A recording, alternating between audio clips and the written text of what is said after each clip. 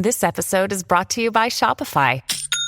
Forget the frustration of picking commerce platforms when you switch your business to Shopify, the global commerce platform that supercharges your selling wherever you sell. With Shopify, you'll harness the same intuitive features, trusted apps, and powerful analytics used by the world's leading brands. Sign up today for your $1 per month trial period at shopify.com/tech, all lowercase. That's shopify.com/tech.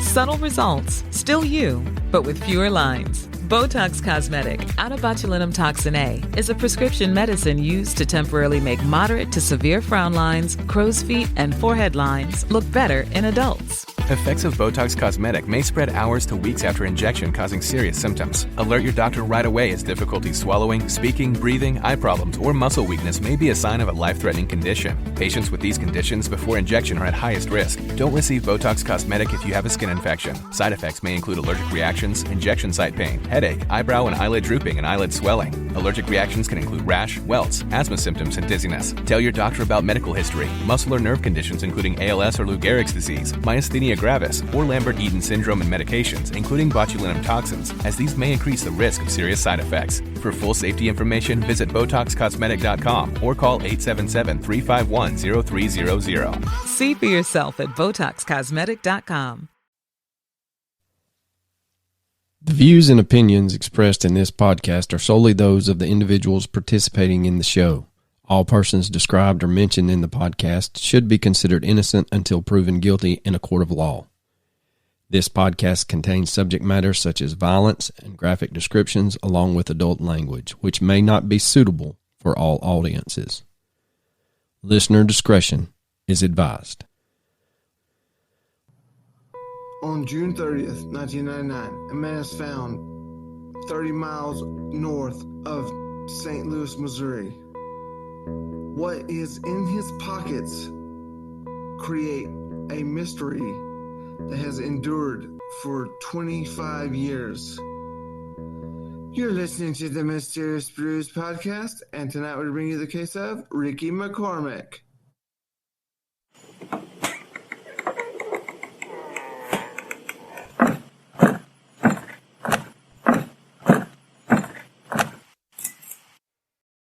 In 1999, 41-year-old Ricky McCormick was found lifeless in a field in Missouri, with no clear cause of death and no one knowing how he got there.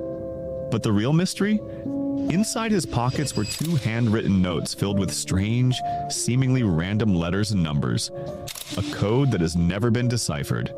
The FBI released the notes to the public in 2011, hoping someone could crack the code. But despite efforts from top cryptographers and amateur code breakers, no one has been able to decode what McCormick was trying to say. Did he leave behind a message about his killer? Was he involved in something secret? Or is this just a personal cipher that no one else will ever understand? Welcome to a deep, dark, dank, moist basement somewhere in the bowels of Georgia. Well, hopefully everyone in the great state of Arkansas and Kentucky survived the old floods and naders. I know the Heartlines dodged a bullet. I think he told me that within, 3 or 4 weeks, 9 has touched down within 15 miles of his house. So they have definitely dodged a bullet. The whole town of Bardstown is under water. If you've been on social media, you'll see one of the distilleries was definitely flooded. Yeah, I saw that. It's crazy, man. Crazy. And they're getting more rain starting tomorrow, I think. So our thoughts and prayers with you folks up there. I know after the rain in southern Indiana, the wind chill was 17 degrees. Shoo-wee. All right, so the old Patreon. We got some new patrons. We got Ivy Palmer, La Cabrona 1980, and Melody Cochran. Welcome. All right, boys and girls. We're going to jump into this one. It's a little lengthy, so head scratcher time. I had a very difficult time with that opening. Don't call him one take coach for nothing. It was like 12. All right, boys and girls, in late June of 1999, a woman driving down a rural road comes by a cornfield and finds a body, or what she described as an anomaly, in the middle of a cornfield. Said it was a dark patch, and this was about 20 miles north of St. Louis. This case is what I would call our first Mandela effect, because I would swear that we did this case. I argued with my fiance when she tried to look it up. I said, we did it. We did this case. I know we did. And yet, but apparently we have not. And yet here we are. Apparently we have not. So investigators quickly are called to the scene and make an identification. However, the medical examiner is uncertain as to how the man died. Now, police have their theories and suspicions and believe the man had been killed somewhere else and dumped in the cornfield. Now, the man's name is Ricky McCormick. He was 41 years old. Ricky was described as a loner, and his friends used to joke with him and call him a vampire because he would leave home after the sun went down and not return home until it was starting to come back up. Now, Ricky had a checkered past and a record, and people have suspected that Ricky may have been dabbling in the old drug dealing world. He was known to run in circles with some shady individuals. So could it be possible that his shady past and the people he was hanging around led to his death? Possibly. Ricky was always a little odd, and by odd, it was thought that he had an undiagnosed mental illness. Leading up to his death, he was behaving very strange, almost in a paranoid sense. So did Ricky know he was in trouble? And if he did, who was after him? And also, why didn't Ricky seek help from his friends and family? Did Ricky fear that his loved ones would be in danger if they knew what he knew? After his death, police discovered some strange clues that suggest Ricky did in fact know who was after him and why they were after him.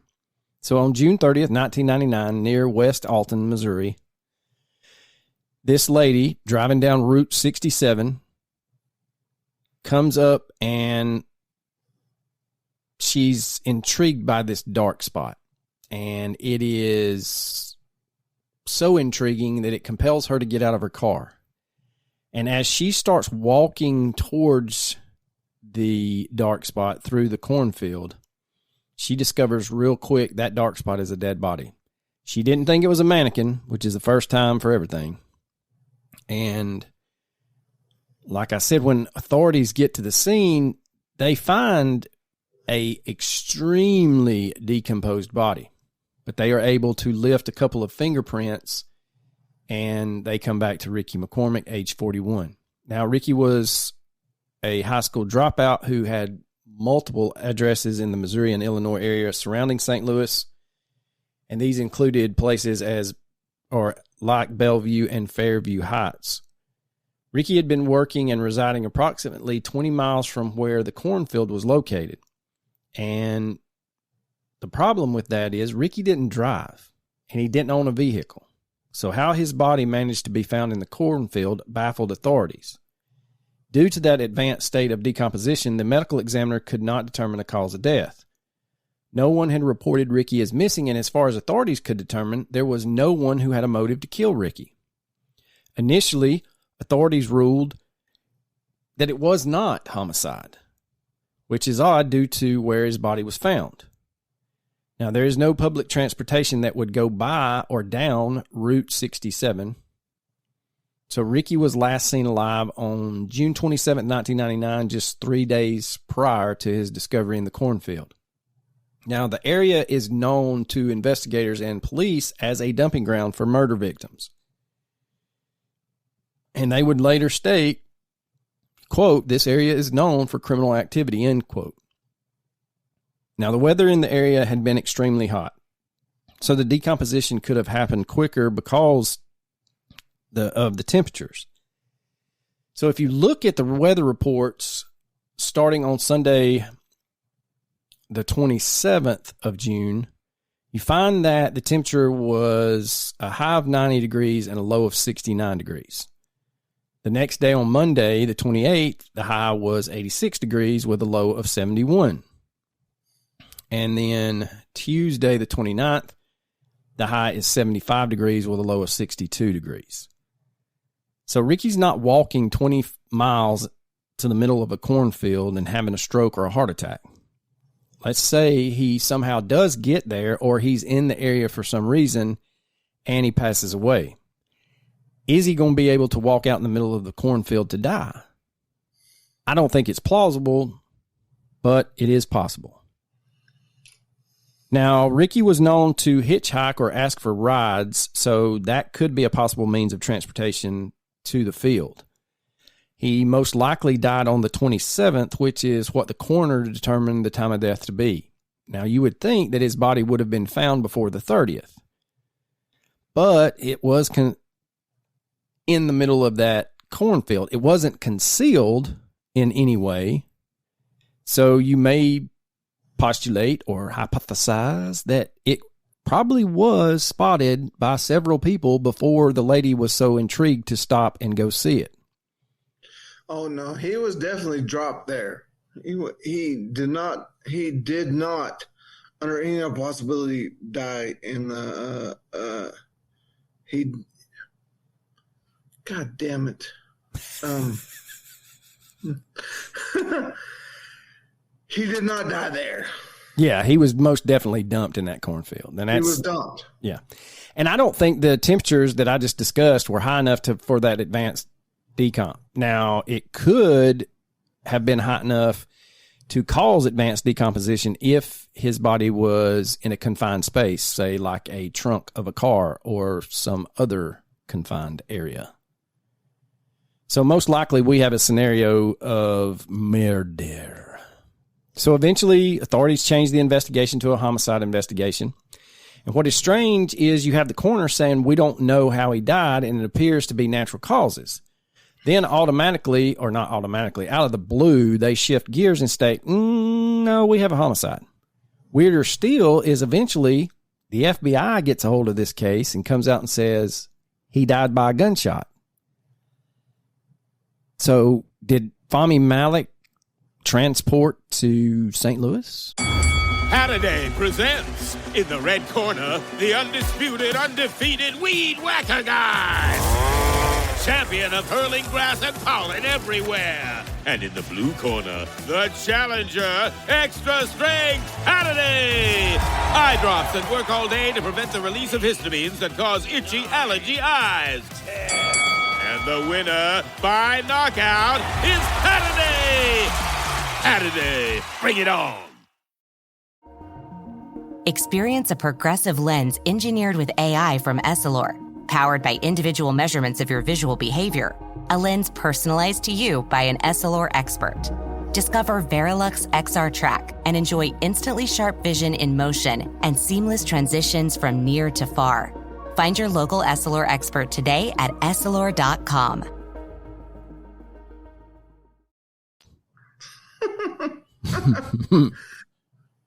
So no,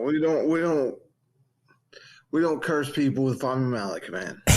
So one local news outlet reported a police officer actually stated that the man appeared to have suffered a head injury, but they don't go into specifics on the type of head injury.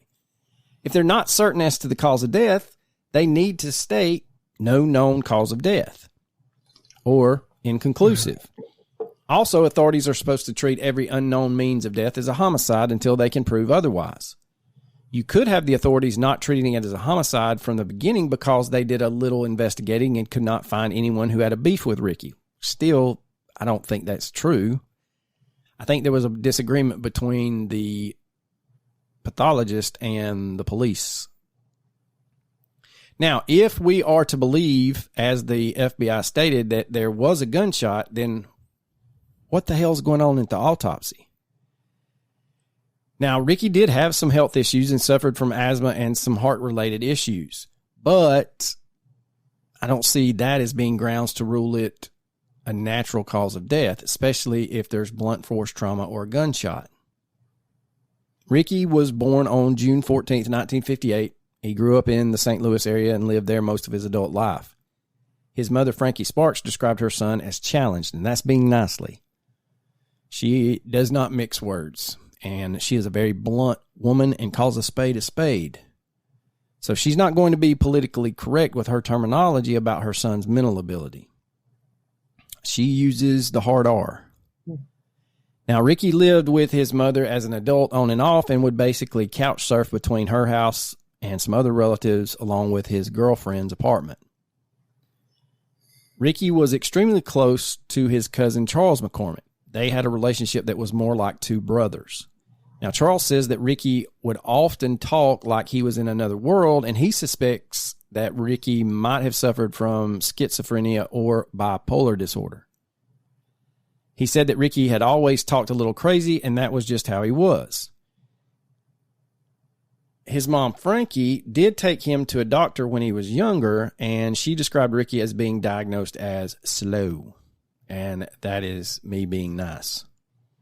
He was never officially diagnosed with a mental illness, but the people who knew him said his elevator didn't go all the way to the top. People close to Ricky suggested that Charles was more than likely correct on his diagnosis of bipolar/schizophrenia.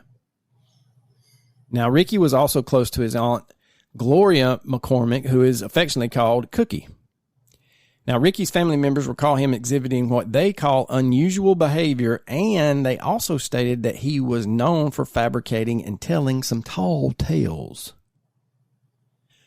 Now, when he was in school, he was basically just passed along, and reports have him not being able to read and only write his name. Eventually, Ricky drops out of high school and relied on the occasional odd job to support himself. He would take jobs such as mopping floors, washing dishes, bussing tables, gas station, service station attendant, etc.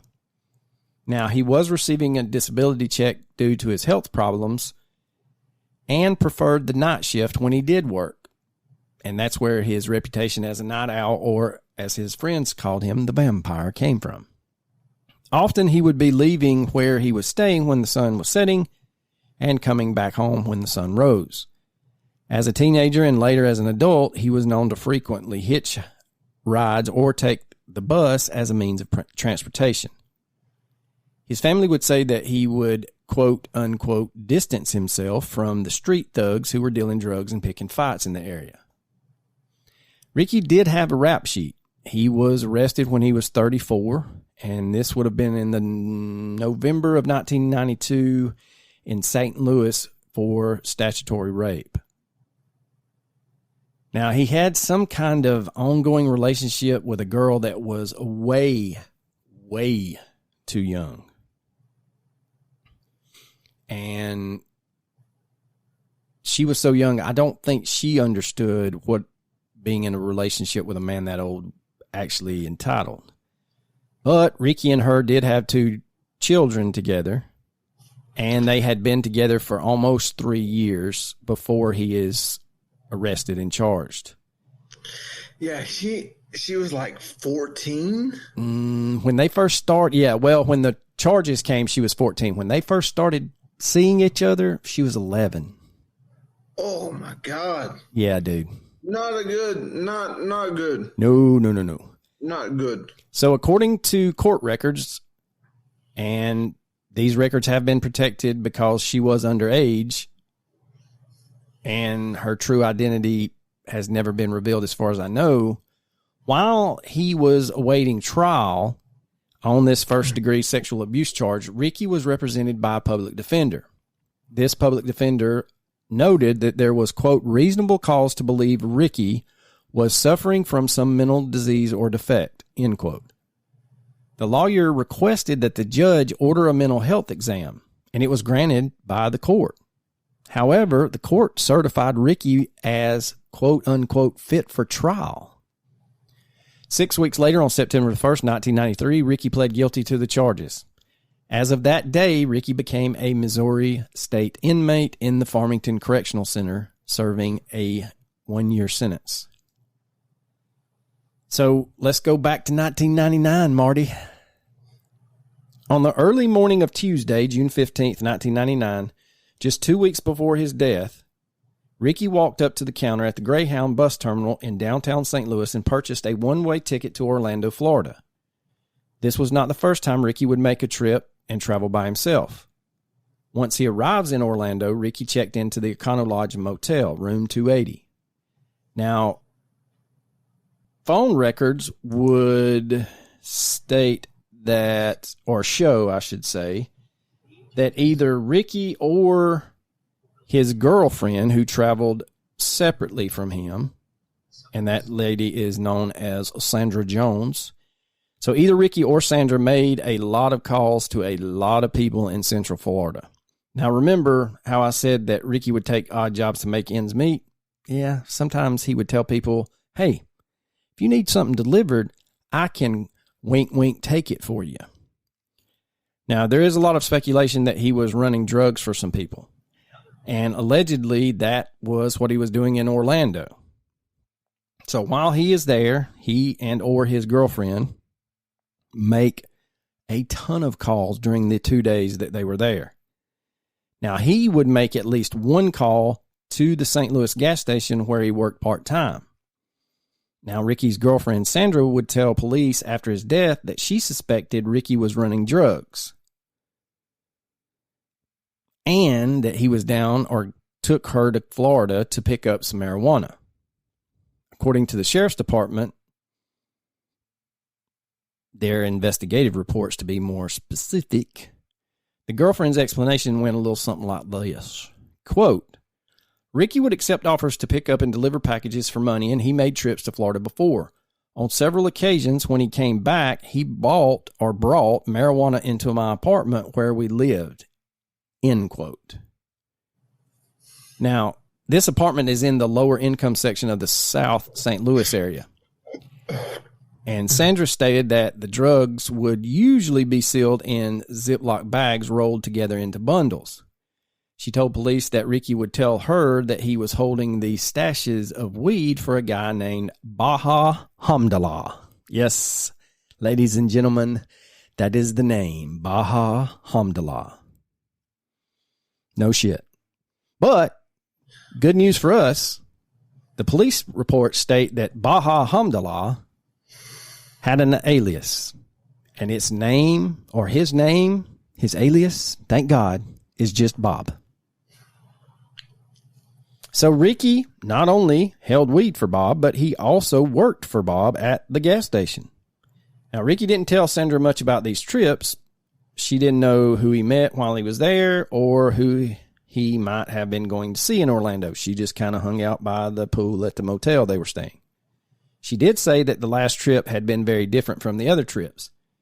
She said that when Ricky and her got back from Orlando, he was quite different and acted as if he was extremely scared. So on the afternoon of June 22nd at 3 p.m., Ricky McCormick walked into the Barnes Jewish Hospital emergency room complaining of chest pains and shortness of breath. He was by himself when he checked in. Now, remember, Ricky did suffer from asthma and chest pains since he was a child. And he told the doctors that he did not abuse drugs or alcohol, but he did smoke at least a pack of cigarettes a day since he was a child. And he drank a lot of coffee. And by a lot of coffee, he tells them that he practically drank coffee all day long. And that on average, he consumed more than 20 caffeinated beverages a day. Doctors ruled out a heart attack, but they decided to keep Ricky for observation for 2 days. So Ricky leaves the hospital on June 24th. Now, he had been scheduled to return for a follow-up visit the next week, but as we know, he never made that follow-up visit. After being discharged, Ricky takes the bus to his aunt's house. Now, remember, her name is Cookie. Or her apartment, I guess I should say.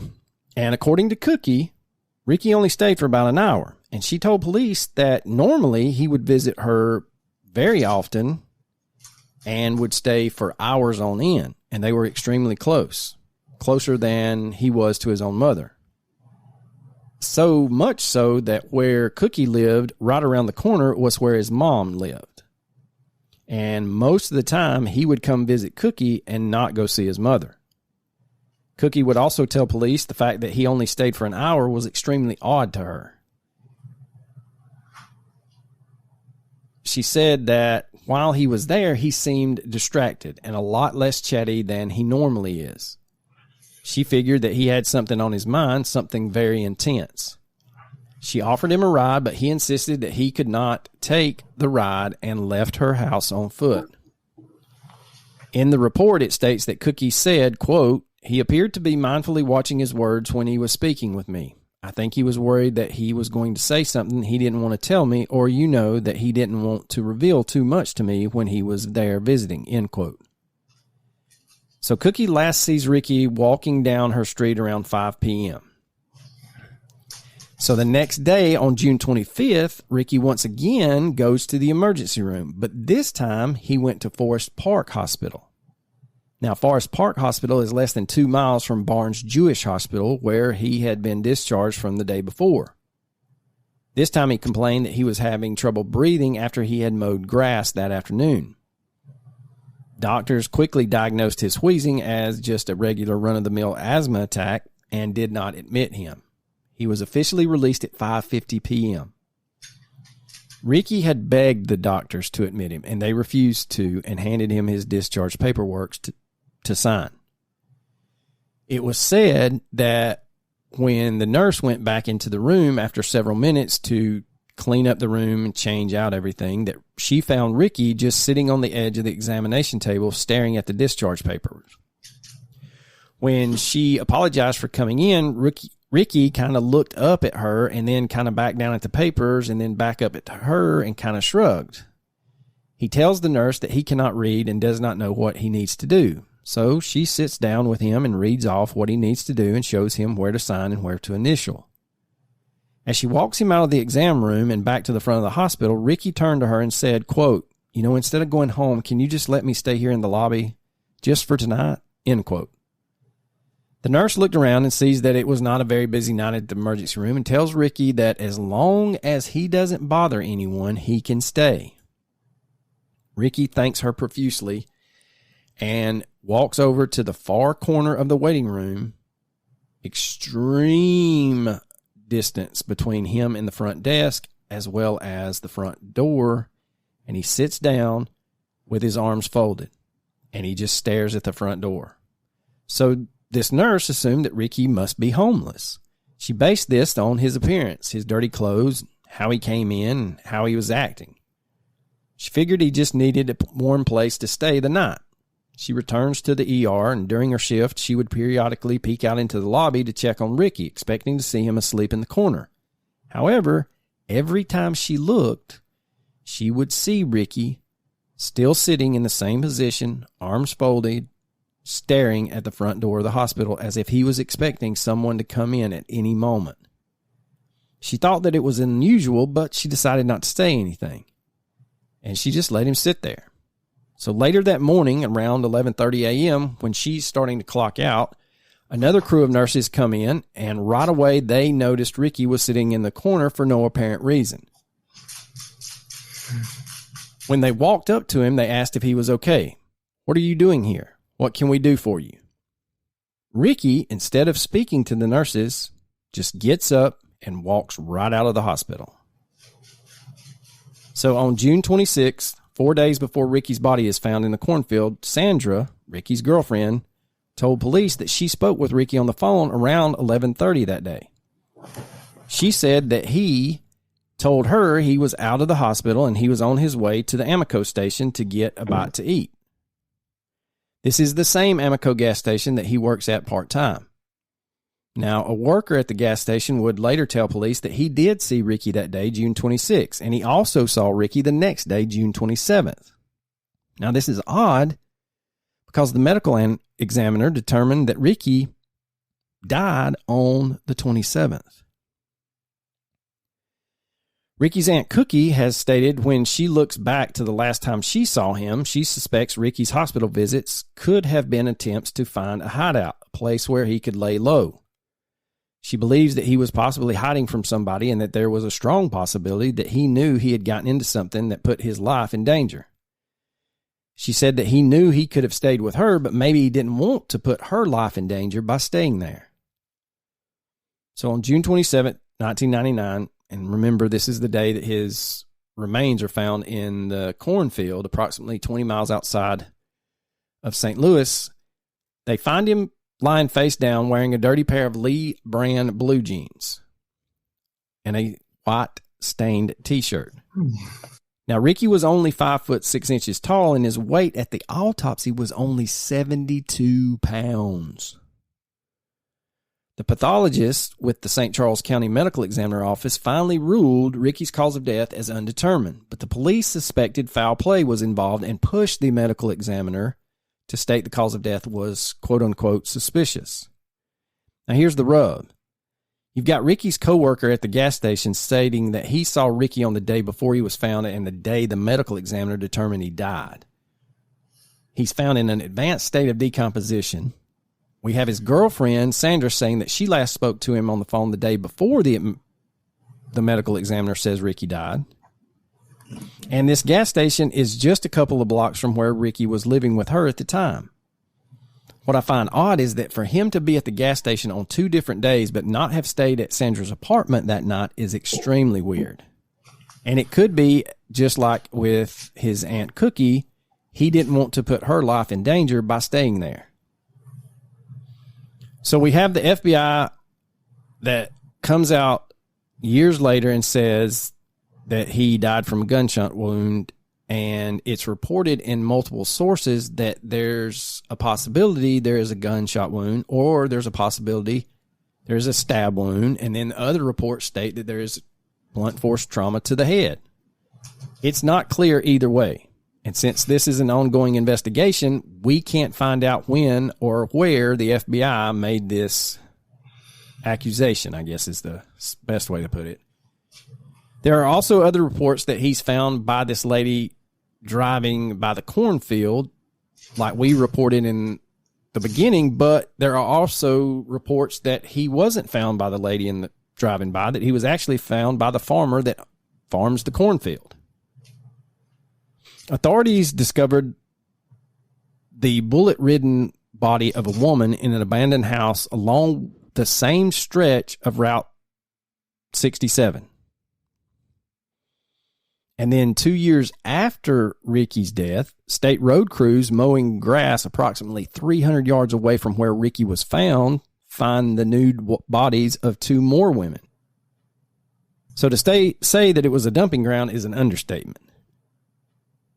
It definitely was a dumping ground. So Ricky is unemployed and he gets disability. We've already said that.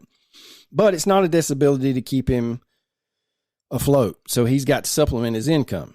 Now, allegedly, we said, he's could have been running some drugs. And then we got this guy, Bob, that he works for, that he's bringing marijuana back for, allegedly. And we have his girlfriend saying that he went to Orlando and this was possibly because he was picking up marijuana for Bob. When he comes back, he's distinctively different, almost like he is scared of something. And scared is how Sandra characterized his behavior. Aunt Cookie also says she thinks he was hiding something. He then checks himself into not 1 but 2 hospitals, and Cookie believes that this was a way to get a good distance between him and this someone that he's scared of. He is allegedly last seen at the gas station he works at, and then he's found dumped in this dumping ground cornfield. So out of the gate, if he is running drugs allegedly for old Bob, then old Bob needs to be suspect numero uno. Now, the gas station that states that they saw him the day of and the day before he was found is never been identified in what I could find, which means either the authorities are protecting this man or woman's identity due to Bob's reputation, or Bob himself is the person who allegedly saw Ricky on those 2 days. So when Ricky is discovered in the cornfield, the investigators started interviewing Ricky's relatives, his friends, his girlfriend, and people that knew him. When Sandra was asked, was there anyone that may have wanted to hurt Ricky or kill Ricky, she tells the detectives that she suspected Bob would want to hurt or kill Ricky. She said she suspected he was the same guy that was sending Ricky on these drug runs to Orlando, allegedly. So let us peel back the layers of this onion that is the Amoco gas station. The original owner of this Amoco gas station was killed by his neighbor with a butcher knife during an argument that they had in the front yard of this man's home. And this would have been in May of 1994. The guy that killed this owner is sentenced to life. And so the next owner is Hamdallah, but not Baha or Bob. It's actually Juma, a Palestinian immigrant who until 2002 used the name David Regan. Juma takes on ownership after the old boy stabbed to death in his yard, and he hires Bob to oversee it. Bob and Juma have a contentious relationship, to say the least. Now remember, they're brothers. In August of 1999, less than 2 months after Ricky's death, police from Maryland Heights investigated an incident in which Juma allegedly shot Bob. Bob, being the tough old bastard that he is, survived the shooting. And here's the kicker. When asked if he wanted to file charges against his brother, Bob said, "Nah, I'm good." According to the police reports, detectives looking into the shooting gathered information linking Bob to a gang in St. Louis, and they also linked him to narcotics trafficking. Bob is reported to be a violent man and in possession of several weapons that include multiple handguns. And police reports and witness statements covering several years show repeated evidence of violence by Bob. Shortly after moving to St. Louis in 1997 from Cleveland, Ohio, Bob, who at the time was only 22 years old, was cruising the streets of St. Louis in a blue Mazda Protege when a police detective saw him pull up alongside a man named Terrence Clark. They see Bob lean out of the car window and fire a shot at this man with a .38 caliber revolver. Bob's no crack shot and misses Terrence. And yes, we have a police officer that sees this whole thing go down, so he arrests Bob. But another oddity, Bob's never prosecuted for that crime. Roughly 9 months later, in March of 1998, Bob was visiting one of his older brothers at his brother's job at a family market, which is a small grocery store in the area. While Bob is visiting, they get into some kind of argument. And I know this next part may shock you, but allegedly Bob grabs a gun, goes across the street, turns around, starts shooting at his brother. Several shots were fired, and he actually winds up hitting his brother with one of those shots. Bob flees the scene after shooting his brother, but then 6 days later turns himself in. Authorities charged him with attempted murder, but the brother comes forward, tells police he doesn't want to prosecute. No, he's not pressing charges. This is an odd-ass family. So later that same month, in March of 1998, while working at the Amoco station, Bob was arrested yet again. This time on a felony charge of second-degree assault for allegedly beating a man with a rusty hammer. Bob allegedly threatened to kill this man, who was described by his family and friends as a sometimes homeless drug addict. Bob beat the man because, according to Bob, he wanted to get this guy off his property. There's other ways to do that. Now, according to the incident report, Bob told police, "I just figured I'd take care of it myself. I just beat him with a hammer and get him off my property." So on August the 7th, 1998, just 2 weeks before the hammer case was scheduled to go to court, The guy that Bob beats up is conveniently gunned down just blocks from the Amico station on a residential street. You know, nothing suspicious here. There ain't nothing going on. That's suspicious. That's suspicious. Weird. That's weird. So the pending charges went away and the man's murder remains unsolved to this day. The pending confidential informants at the time start telling authorities that Bob had this man offed. O-F-T, offed. Or, at the very least, Bob had it done for him. Now, towards the end of 1999, it was learned that the St. Louis Police Department was investigating a man named Gregory Lamar Knox. Old Mr. Knox was a major drug dealer who operated at, in, or around a housing complex where none other than Ricky McCormick lived. Now, Knox was also a suspect in several homicides, including at least 2 murders for hire plots. And according to police records, a confidential informant also told police that Knox was responsible for the murder of a black man who worked at a gas station whose body was dumped near West Alton in a cornfield. Sounds like Ricky McCormick to me. That sounds like, yeah. That sounds like me. Yeah. So a St. Louis police captain stated that they had also linked Bob and his family to criminal activity and a possible connection with this Gregory Knox fella. So let's speculate, shall we? So Ricky gets back from Florida, and we have no official report of him going to the gas station between returning from Florida and going to the hospital. So there is a possibility that he went to the gas station to talk to Bob. Word on the street is that the police are being told by people on said street that Gregory Knox is rumored to have killed a black man that lines up with Ricky's murder. We have other people stating that Bob is a big-time drug dealer in Ricky's neighborhood. Problem with that is the gas station is basically in Gregory Knox's backyard. So either Ricky did something to piss somebody off enough that they wanted him killed, like his girlfriend told the police.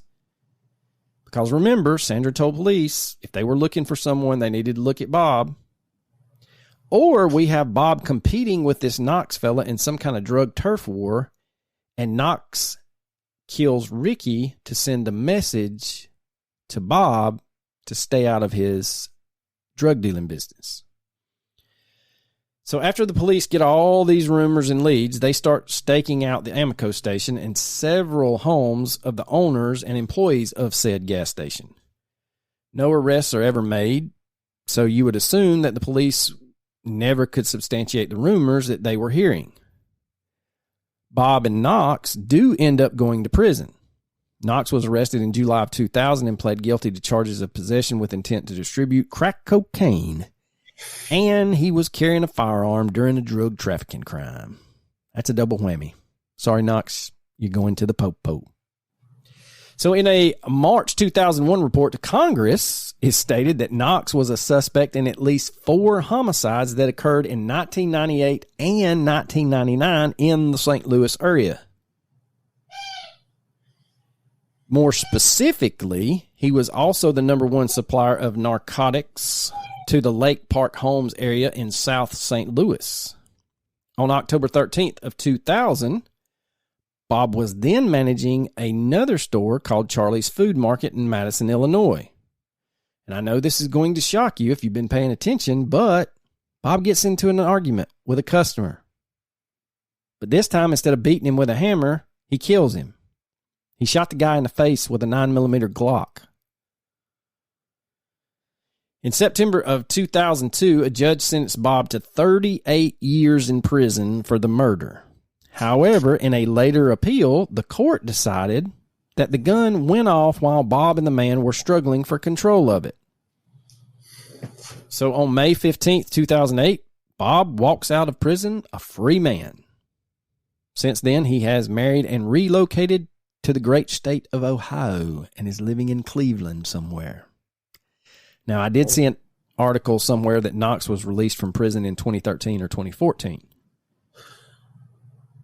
So if Ricky was murdered, and I believe he was, it was highly likely that one of the Off brothers here, Jerk or Jack, killed his ass. Shopping is hard, right? But there's a better way. Stitch Fix Online Personal Styling makes it easy. I just give my stylist my size, style, and budget preferences. I order boxes when I want and how I want. No subscription required. And she sends just for me pieces, plus outfit recommendations and styling tips. I keep what I love and send back the rest. It's so easy. Personal styling for everyone. Get started today at stitchfix.com/Spotify. That's stitchfix.com/Spotify. This episode is brought to you by Pluto TV. Are you looking for your next case? Pluto TV has all your favorite crime dramas streaming for free, which means suspicion is free, with countless cases to crack. Watch CSI, Criminal Minds, NCIS, Blue Bloods, Tracker, FBI, and SWAT, all for free from all your favorite devices. Feel the free. Pluto TV. Stream now, pay never. I think he was murdered too, but what was the cause of death? They still don't know, or they've not released it because supposedly this is still a ongoing investigation. He was definitely murdered. Yeah, I completely agree with you. So 12 years after Ricky was murdered, when authorities are searching, or let me back up here a second. So when they get to the cornfield where they discover Ricky's body, they actually do search his pockets for identification. And they find several things in his pockets. One of these things was a ticket to the emergency room visit. Another thing they find that they do not release for 12 years is 2 pages of notes. And these are not your average everyday notes either. These notes were written in some kind of strange code. And detectives eventually give these coded notes to the FBI. The FBI sends them to their cryptanalyst racketeering records unit because they believe that these ciphers could tell who killed Ricky McCormick.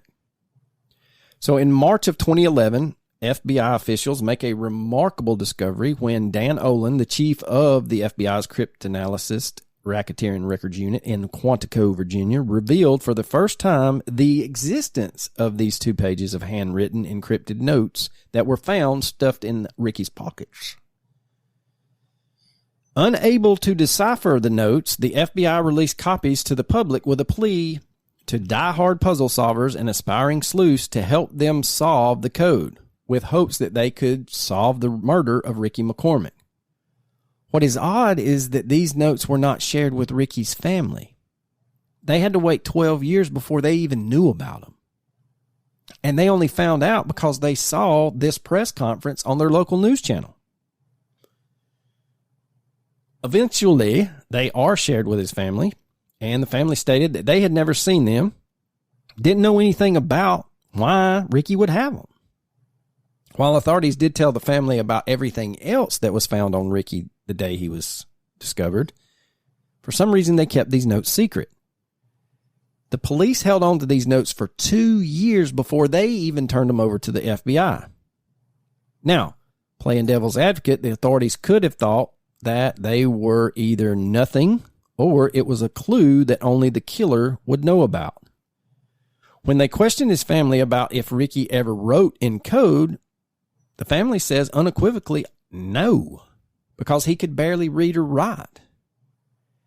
Now, you do have other reports and interviews with other people in Ricky's family that state that he would write down random things all the time and carry them around with him. It was like his own language. So I wonder, since the FBI had the notes for 10 years before they released it to the public, and it's only after the FBI says we've spent hundreds of hours trying to crack the code and we can't, did the FBI think that it was an actual cracked or crackable code? They do state unequivocally that it is some sort of cipher. So it's hard to explain these notes, and we'll put both of them on all of our social media platforms so that you can take a gander at them. But the FBI codebreakers say they typically unlock the meaning of ciphers or codes they receive in a matter of hours. But they had been working on Ricky's code for 10 years on and off. They did bring in other cipher experts to try to break these codes. They broke them down manually with graph paper and pencil at first, and the head of the cryptanalyst unit, Dan Olson himself, examined the strings of letters and numbers on whiteboards. He then tried using computers with state-of-the-art software to perform statistical analysis of these notes and still came at with nothing. So the FBI did state that normally they do not get an unsolved cipher of this length, and that the characters are not random. They honestly believe that this is a code and state there are many E's in this code as an example. And they believe that the letter E could be used as a space or a spacer rather than an actual meaning or letter or number.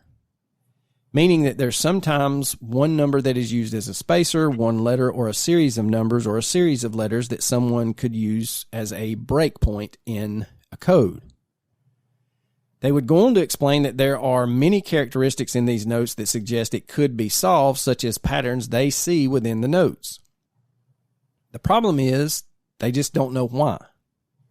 The FBI's website has a page that will take you through some of the ways to crack codes. It states that cracking a code takes 4 steps. First one is you must determine the language used. In this case, it's English. Then the system that is used, like a cipher in which letters are transposed or substituted for something else. Next step is you have to reconstruct the key that explains how the code maker changed the letters or the message.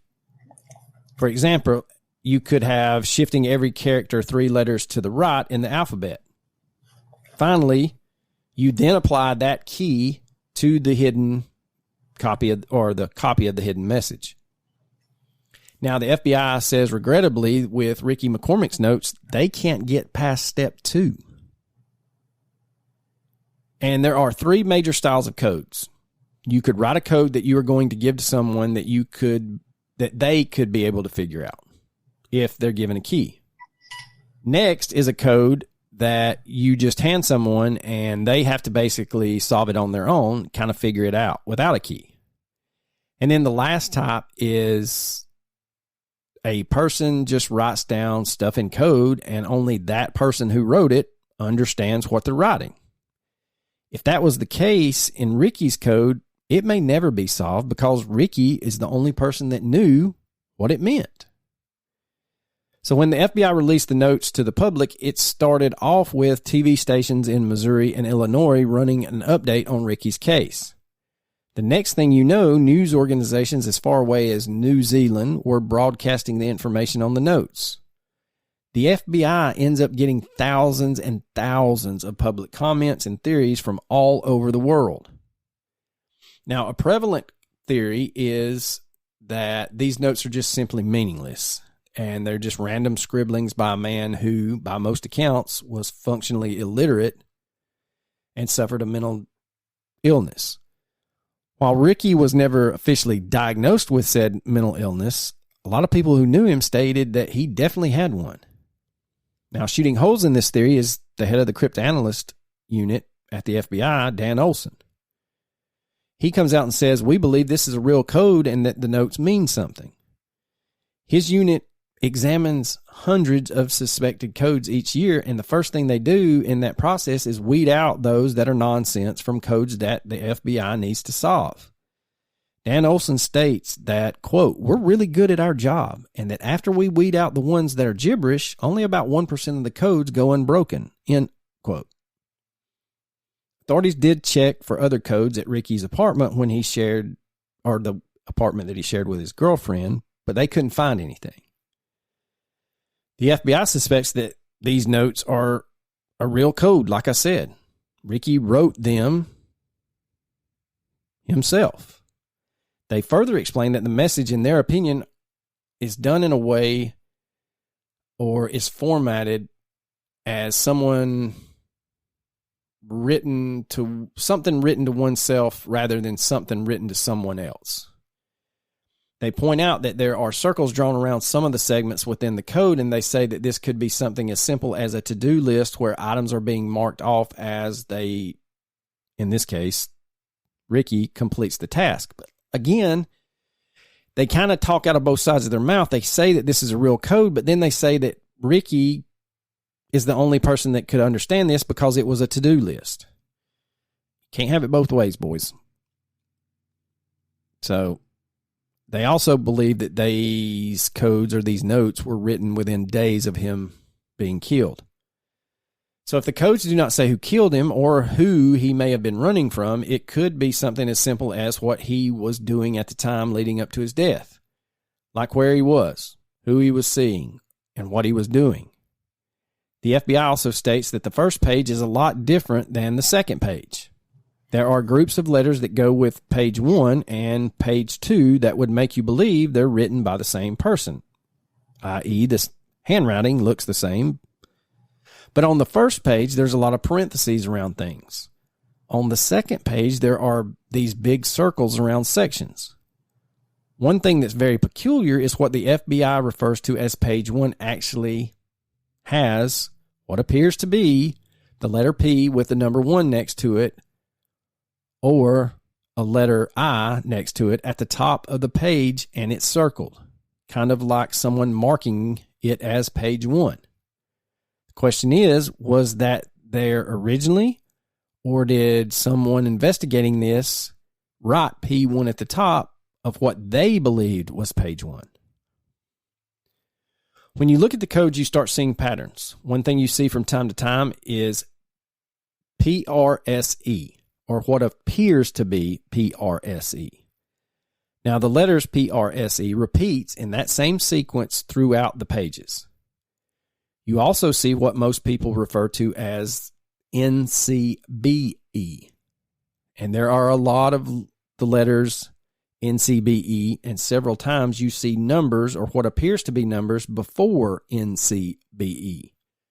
An example is what looks like 74 NCBE, and then later you see what appears to be 71 NCBE, and then 75 NCBE. It looks like Ricky wrote WCBE, and then on the lines underneath of that, it appears to be NCBE. Now, another theory out there is that it is a code, but it wasn't written by Ricky. It was written by someone else, which is possible because, remember, he was at the gas station on the days before his death. He could have picked up something that somebody else wrote. Ricky was also at 2 hospitals, and if he has some mental issues, which I truly believe he did, we have to ask if he changed his clothes before going to the first hospital. Could he have been wearing those jeans since the first hospital stay and picked these notes up from, say, the hospital? Another theory is that these are VIN numbers on the messages or the little notes, or their driving directions. Yet another theory is that the notes have to do with dealing with drugs, that they were some kind of code to indicate who he was selling to or who he was making deliveries to and how much he was to give them / how much he was going to collect from them, etc. And another theory is that this might be his own personal medical journal, like what medicines he was taking, what dosages, etc. Now, those are the most popular theories, but we also have some theories that are more fringe, to say the least. One such fringe theory is that Ricky was killed by the hospital, the last hospital that he was at, because he saw something that they were doing, something illegal, like the guy from Tulsa King says he witnessed. He also says something, or let's say he sees something and he starts making these coded messages or notes about it. There's another theory that there's some kind of illegal dumping going on in the area of Ricky, and this illegal dumping could be hazardous chemicals. And Ricky actually has been witnessing this illegal dumping, and he was keeping some kind of log about it, and that these hazardous chemicals are not only polluting the environment, but they're also causing untimely deaths. Now, the theory on the notes being driving directions is you have the sequence where it's basically the same set of letters, and then you have those letters with 71, 74, and 75. Most driving directions do not follow a numerical set like that. Not saying that's not plausible, but I really don't think it's possible that they are driving directions. Another problem with it being driving directions is that Ricky didn't own a vehicle or have a driver's license. I know, again, you could or he could have written down directions to give to someone else, but I don't think so. Another thing is that if you believe the driving directions angle, the cipher could be a list, kind of like go to point A, then go to point B, etc. Now, the head of the FBI's code-breaking department, Dan Olson, did say that the FBI chased this rabbit, and they could have been driving directions. But they went as far as to compare the notes to the state of Missouri and the surrounding states, and nothing worked out. So they kind of moved away from it being driving directions. With the VIN number theory, you have more letters in the code than you do numbers. So I personally don't see it being VIN number. If you chase the medical journal angle or theory that people believe, they state that these are a list of, or the coded notes are lists of medications that he was taking, along with the time and dates that he needed to take them. Problem is, if the numbers were dosage amounts, you typically do not see dosages of 36 milligrams or 71, 74, or 75 milligrams. Another problem is that even though he did have asthma and heart issues, I could not find where he was on any prescriptions for those issues. And his family didn't disclose that information when investigators asked about it. Also, these are pretty long notes, and that kind of doesn't fit with a medical journal. If we look at the notes being a record of illegal drugs, then the problem again is the numbers for me. If Ricky was delivering/collecting, it could be his own personal notes of who he delivered to or who he collected from. If this really is what he wrote down, then it falls on the list of codes that only the person making the code will be able to understand. Which leads us back to these codes may never be broken because Ricky holds the key, and Ricky ain't talking anymore because he's dead. Now, looking at the notes, like I said, you see that NCBE a lot, and several people believe that that means no cash being exchanged. That could mean that if it is a coded list of where he's making drops, that's that line where you see NCBE is just a drop.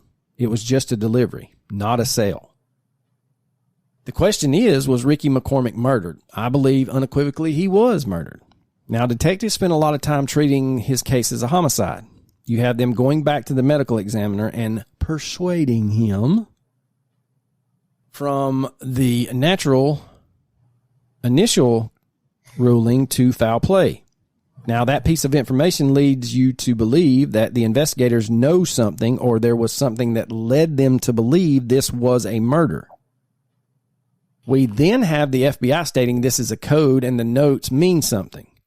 I truly believe he was murdered and the notes are a code. I'm on the fence as to whether the notes could help solve the case, though. They could just point authorities to where he was last, or it could be straight up something only he needed to remember. His family did state that while he could not read or write very well, he would make some odd notes for himself from time to time. Now, Ricky was in prison for 13 months. And during that time, he probably shared a cell with someone and definitely didn't have any privacy.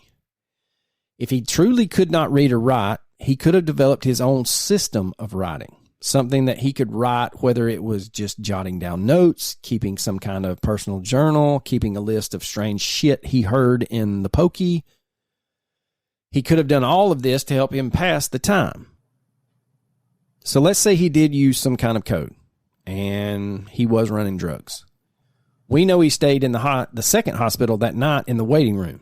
He could have used that time to write down everything he felt like he needed in order to have a quote unquote get out of jail free card. The key to solving this code truly is and could be in Ricky's brain, and only his brain understood what he wrote down, and these notes are not going to be solved. Now, he was in the hospital in pain. He had asthma and heart issues. He didn't drive and used public transportation or hitchhiking to get around. He either had an undiagnosed mental illness or a diagnosed mental illness and could not afford the medication. He could have accepted a ride, and they were like, I'm only going this far. And he was like, all right, that's good enough for me. And he started walking from that point and winds up at the cornfield. It could have been too hot for his asthma and his heart issues. And he had some kind of medical emergency. And during this medical emergency, he kind of stampers off, wanders off, staggers off, whatever you want to call it, into the middle of this cornfield and perishes. It would sure make more sense if we knew for sure whether or not he did have a gunshot wound or blunt force trauma to the head or a stab wound. But again, this is an ongoing investigation according to the authorities and the FBI, so they're not releasing that information. I really don't think. I mean, how do you end up in a cornfield? That's the $1 million question, bro. I think he was placed there after death. I think he was murdered, and they took him there. Oh, I agree with you. Now, the autopsy doesn't make any sense at all when you first look at it. And this autopsy may be worse than any of the ones we ever looked at with concerning old Fahmy Mallet. We don't know a cause of death. If authorities did come out and say he was shot, we could be like, okay, then we know to start looking at old Bob or the other drug dealer, Knox. And they just don't have the evidence to put either one of them away. What is a tragedy in this case is that Ricky McCormick is buried in an unmarked grave with no headstone. He's buried at Laurel Hill Memorial Gardens. And if it were not for an entry in the cemetery's logbook, no one would ever know where he was laid to rest. And that, ladies and gentlemen, is the weird case of Ricky McCormick and the cipher notes that were found on him. Like I said, we'll post the notes or copies, pictures of the notes on our social media so that you can look at them as much as you want. You can also do a Google search if you are driving somewhere and just type in Ricky McCormick notes cipher and it will pop right on up. So I think we're both in agreement here that, Ricky was murdered and moved to the cornfield. And if his body was in such an advanced state of decomposition, he was murdered and put into a confined space in that heat, which made that decomp even worse. So the recommendation I have for this week, and I think I made a similar recommendation the last week, but I decided, me and the old wife decided that we would go jump forward from the first season of True Detective to the last season of True Detective, Night Country with Jodie Foster. And let me tell you something. It's fucked up. It's real fucked up. Like supernatural fucked up. And we're 4 episodes into it. And it's crazy, y'all. It's crazy. So if you're into true crime, True Detective, a little bit of the paranormal, I highly recommend season 4, True Detective Night Country. What you got as a recommendation there, Slaffy? I really don't have anything. Well, you got anything else for everybody out there in podcast land? Oh, you know I don't. Deuces.